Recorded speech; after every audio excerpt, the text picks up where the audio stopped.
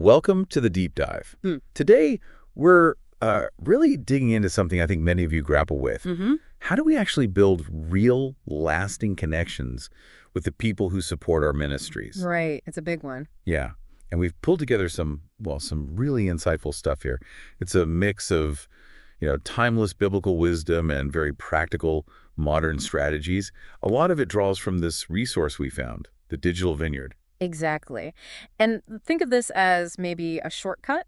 If you want to get a solid handle on fostering genuine partnership in ministry, especially now with everything being so digital, this is the place. We're trying to get past just the transactional side of things. Right, here. absolutely. Moving beyond just the ask. It's about really cultivating these vibrant relationships, like the fellowship you see in the early church, but, obviously adapted for today. And that's really the core of it, isn't it? How do we take that fundamental human need for connection, for shared purpose? Which hasn't changed. Not at all. And weave that into how we interact online in our digital networks. Okay, so let's unpack that. The source talks about the early church having this analog community. Right. People literally meeting in homes. Acts gives us that picture, doesn't it? Sharing resources, sharing life. Yeah, Acts 2. And even just sharing meals, it says, that mirrored what Jesus did. It created this space for vulnerability, for real belonging. And it was so intentional. That's what stands out to me. It wasn't just bumping into each other. No. They were actively encouraging each other, praying together, supporting one another. That intentionality, it built incredible trust. Yeah. Real shared responsibility. It's such a stark contrast when you think about communication back then versus now. Oh, completely. I mean, imagine the effort. Sending Paul's letters on papyrus scrolls, the time, the limited reach. And now, instantaneous, global. But there's the fire hose, right? The information overload. That's the challenge we face. It absolutely is. Going from papyrus to, packets of data, it highlights something crucial. Our reach is massive now, potentially. But cutting through that noise, creating what the source calls real soul connections, that's even more vital. A click is just a start. It's the follow-up. The actual interaction. Exactly. That's where the relationship actually takes root. Okay, this is where it gets really interesting for me. This idea of incarnational presence online. Yeah. Sounds a bit academic. But the point is, digital tools can be channels for God's presence. Right. It's not about replacing face-to-face, but seeing things like live-streamed prayer or offering virtual office hours. As real ways to connect. As real avenues for people to experience that closeness, that community. And just like those early letters, our digital messages can do both things, share truth and invite action. Like in Colossians, where Paul mixes theology with very practical instructions. Precisely, inviting people to pray, to volunteer, maybe offer their skills, or, yes, to give financially. It's proclamation with invitation. So practically, how do we build this digital fellowship? The source suggests starting by cultivating relational soil. I love that phrase. Me too. Things like sending personalized thank you videos or being really transparent, sharing feedback you get from, say, online surveys. It's like preparing the ground, isn't it? Making sure each person feels seen, feels valued, not just like a number. Yeah. And then it talks about crafting narrative pipelines. Which is basically a planned sequence of communication, right? Right. Like an intro email, then maybe an impact story. Followed by maybe a live Q&A online? Yeah. Yeah. And then a clear next step, like, hey, join this online group. And using personal stories, like Paul naming individuals, that makes a huge difference. Embedding those beneficiary testimonies, it makes it real. Okay, let's shift gears slightly and talk about the ancient roots of partnership. The source really hammers this home. Kingdom work isn't transactional. No, it's covenantal. It's a shared commitment. Think about 1 Chronicles 29, the giving for the temple. Overwhelming generosity. Or Paul in the Philippians. His deep gratitude wasn't just for the money. It was for their consistent partnership in the gospel. And the source brings up the tabernacle construction in Exodus. That's fascinating. It is. Partnership as worshipful ownership. Contributing wasn't just practical. It was an act of worship, a heart posture. So the key principles of this kingdom partnership are, worship giving as from the heart. Right. Mutual edification support flows both ways. Okay. Mission alignment, everyone's pulling in the same direction. And worshipful work, doing everything for God's glory. And connecting that to the digital world? Well, the advantages are pretty clear. Huge advantages. Global reach, telling stories with video, audio, and getting that real-time feedback, it allows for so much more interaction. Which brings us back to that mindset shift, moving away from just, blasting out fundraising appeals. Towards building lifelong companionships, turning that ask into a sacred invitation. Partnership and grace. I like that. And reciprocity, that 2 Corinthians idea that blessing flows both ways. And the feedback loops are crucial for that. Monthly reports, stories, sharing prayer requests, keeping everyone in the loop. The source uses that farming analogy, sowing generously, tending faithfully, With transparency. and reaping relationally. It's about the connection, not just the cash. Exactly. Okay, let's tackle this paradigm shift. Impersonal appeals versus personalized invitations. The source is pretty blunt.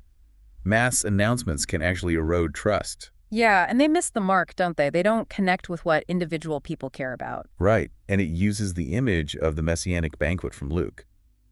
The invitation is so compelling, people are urged to come. A genuine invitation says, you are valued. Your specific connection matters.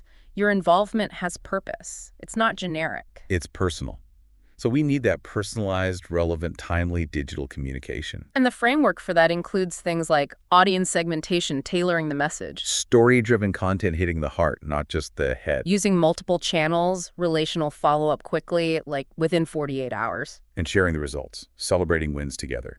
Feedback and flourish, it calls it. Yeah, it changes the whole dynamic from broadcasting to actually cultivating a relationship. Every interaction is an opportunity. Now, story. Huge power, but also potential pitfalls. Definitely. Story is truth in motion, builds empathy. The source emphasizes blending visuals, emotion, a clear narrative. But ethically, that's the key. Authenticity over just looking good. Absolutely critical. Dignity first. Informed consent is non-negotiable. Privacy, permissions like GDPR standards. And integrity in the story itself. Yeah. No hype, no sensationalism. Right. So practically maybe an editorial calendar for those stories. Visual impact timelines. Transparency comes up next as a living testimony. Openness reflects God's character, right? Yeah, 'cause Especially with finances. Sharing the numbers, how decisions get made. It builds that deep trust. The source points to Nehemiah Is public ledger. and the early church accountability in Acts 4. So today that means things like clear annual reports, financials, and impact. And explaining overhead, don't hide it, explain it. Yeah, that's huge. And even tough times, financial uncertainty. Yeah. That can be testimony too. A chance to show God's grace, like Paul talks about. Honesty in downturns actually builds trust, strangely enough. So be frank about shortfalls. Yes. Offer specific ways people can help, and then really celebrate the progress, however small. It turns trials into testimony. Okay, let's talk donor fatigue. It's real. It is. The source defines it as generosity eroding because people feel bombarded or don't see the impact. What causes it? Too many asks. That's a big one. Volume overload. Also, one-way communication, not seeing the results, feeling like just an ATM. Commoditization of giving, it calls it. Yeah. So how do we combat that? How do we cultivate sustained generosity? Personalization again. Consistent connection, not always asking. Demonstrating impact clearly, regularly, varying the communication rhythm, Transparency with the money. Celebrating every gift. and really thinking through that donor journey, making it relational. It shifts the focus, doesn't it? From just getting a contribution to building shared conviction. And impact reporting is key there, making the unseen seen, like the parable of the talents or Paul's collection accounting. Showing where the money went, built trust, encouraged more partnership. So effective reporting needs to be accurate, clear, personal focus on the beneficiaries. And always include that call to ongoing partnership. Show the before, the intervention, the outcomes, numbers, and stories. Testimonies, next steps, and use different channels, reports, updates, maybe even dashboards. Looking longer term, building a legacy beyond just the immediate needs. Like Nehemiah dedicating the wall or Paul mentoring Timothy, it's about the future. Stewardship, not ownership. A multiplicative mindset. Prayerfulness. And communicating that long view requires storytelling across time, vision casting, inviting people into enduring partnership, multi-year pledges, legacy giving. And mentorship is vital for that long-term view, isn't it? Paul and Timothy again. Absolutely. Investing in emerging leaders is crucial. Cultivating ownership by involving people, building deep relationships. Practically, maybe starting mentorship programs.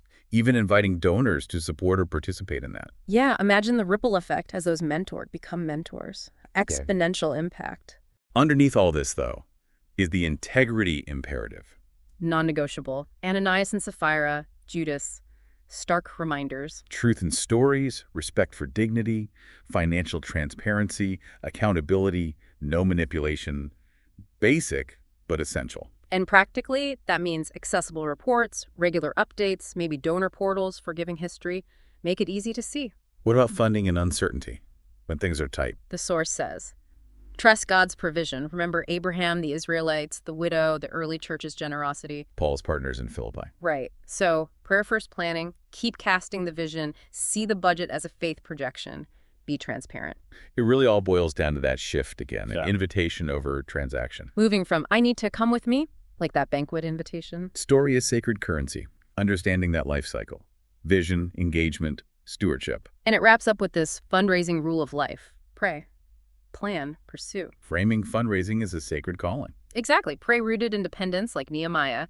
Plan strategic stewardship. Pursue faithful action with integrity. Like keeping a prayer journal, having dedicated planning days, setting weekly action goals, focusing on relationships, consistent follow-up. It's a holistic approach. So wrapping up this deep dive, the main takeaway seems to be that building these meaningful ethical partnerships is, well, it's blend. Timeless biblical principles meets wise use of modern tools. And importantly, you listening have the capacity to grasp this and apply it, to really engage effectively. Which leads us to the final thought, the question for you to ponder this week. What's just one practical step, one principle from all this that you could integrate into your approach right now? Just one thing to cultivate deeper connections and ultimately have a greater kingdom impact. Something to think about. Definitely. Thanks for joining us for this deep dive.